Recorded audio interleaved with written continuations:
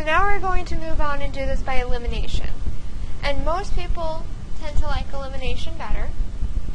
And all this entails is you want to add the equations together.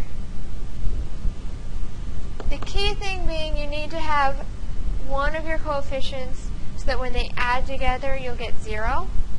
So notice in our case we have a positive 3y and a negative 3y.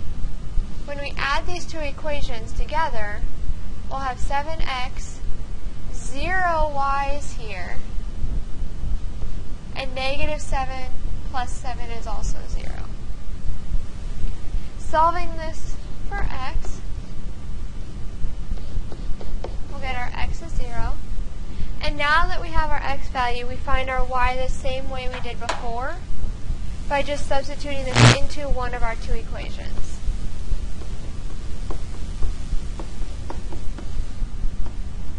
Four times 0 is 0.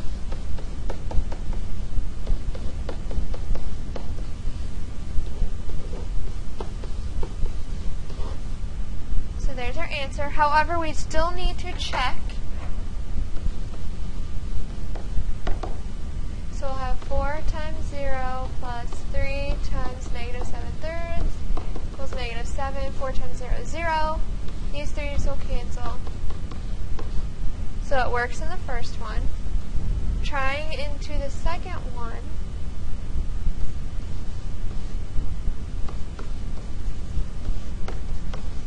Three times 0 is 0.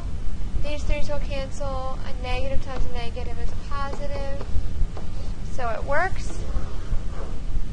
So here's our answer. Now notice our x coefficients are at least similar. They both have a 2, but we need them to be opposite of each other. So how we can take care of that is just multiply one of the equations by negative 1. So then our first equation is still going to stay the same. Our second equation, multiplying that negative 1 by everything. Now notice the x's have those opposite coefficients. So now when we add our two equations, those will go to 0. 1y plus 5y is 6y. 7 plus negative 3 is 4. When we divide both sides by 6, we can simplify and get 2/3. And then we'll go ahead and substitute this into one of the equations. Once again, it doesn't matter. I'm going to go with the first one.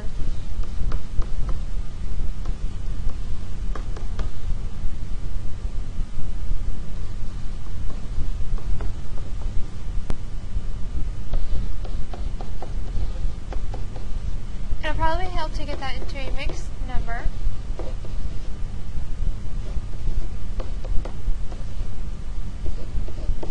Remember when we divide by 2, that's the same thing as multiplying by a half.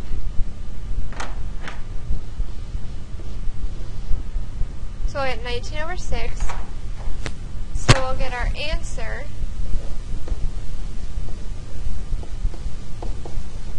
But once again, let's check it before we circle.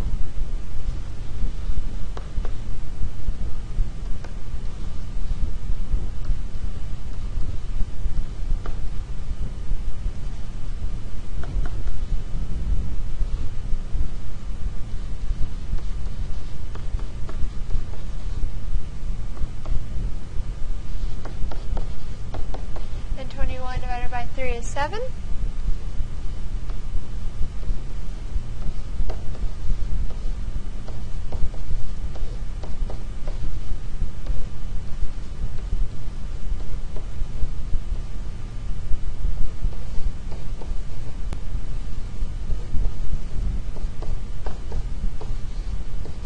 And 9 divided by 3 is 3. So it checks. So here's our answer.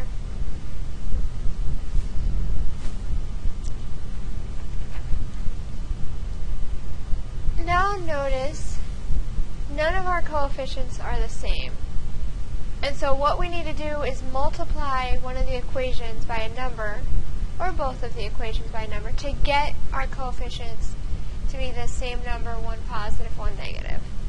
So notice we could multiply the second equation by 2, and then we'll get our y's to match up. So our first equation will say, our second equation becomes 4x minus 2y equals negative 14. So remember that 2 gets distributed to everything. Now notice our y's are opposite, so we can add them.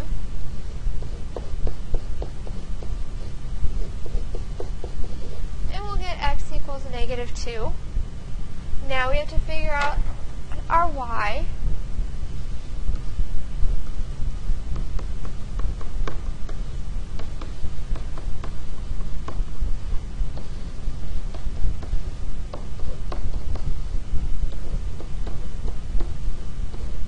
But once again, we've got to check our answer.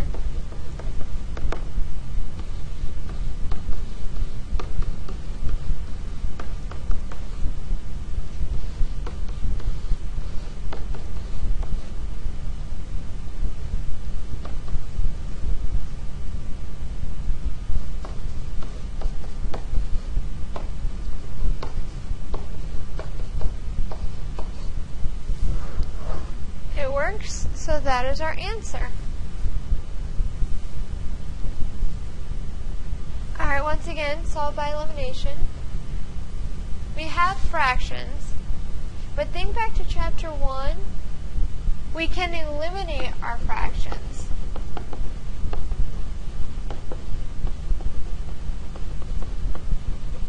And we can do this by multiplying by what would be our common denominator. So in this case, our common denominator would be 6. And actually in this case, it would be 6 as well. And so now, our equations would be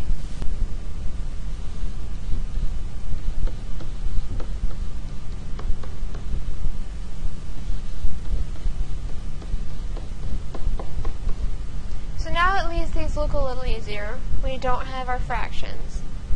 However, we still don't have any coefficients that match up. So what we need to do is multiply both equations by a number to get our coefficients to even out. And it doesn't matter whether you want to work with the x's or the y's. I'm going to go ahead and work with the x's. And notice we can get our x's to 24. So let's multiply this by 3. And this one by a negative 8. And we'll get 24x plus 9y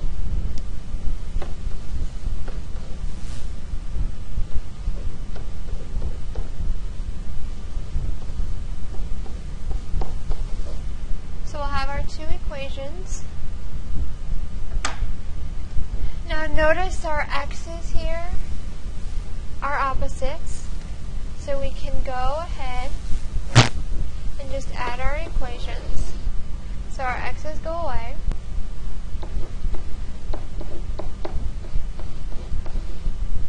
So we'll get y is 2. And we still have to get our x. And so I'm going to go ahead and plug this in for y.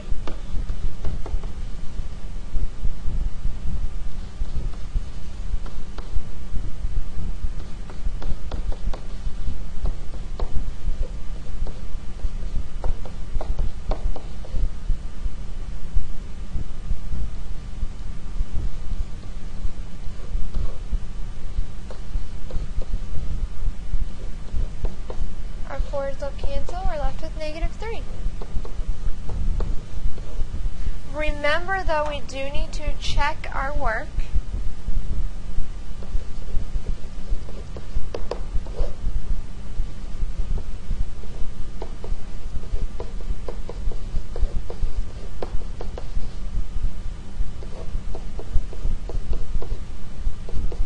Negative 4 plus 1 is negative 3.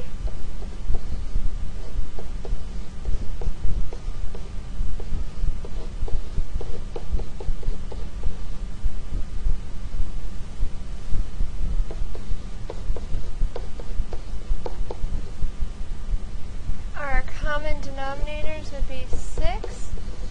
This one we'd have to multiply by 3 over 3, so we get negative 9. This one by 2 over 2, which is negative 1/6. So there's our answer. Alright, now, once again, we're going to solve the system with elimination or substitution. Notice it doesn't tell us which way to use it. Notice, though, we already have variables by themselves, so substitution is going to be your best bet. And it doesn't matter which one you substitute into the other. So I'm going to go ahead and just substitute this one in for the y in the first equation.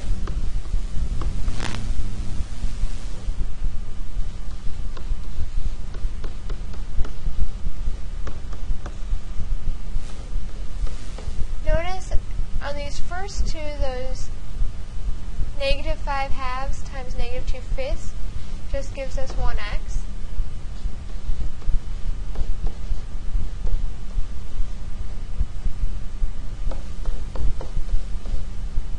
And now if we combine these, we can do 5 over 1. So our common denominator here would be 2.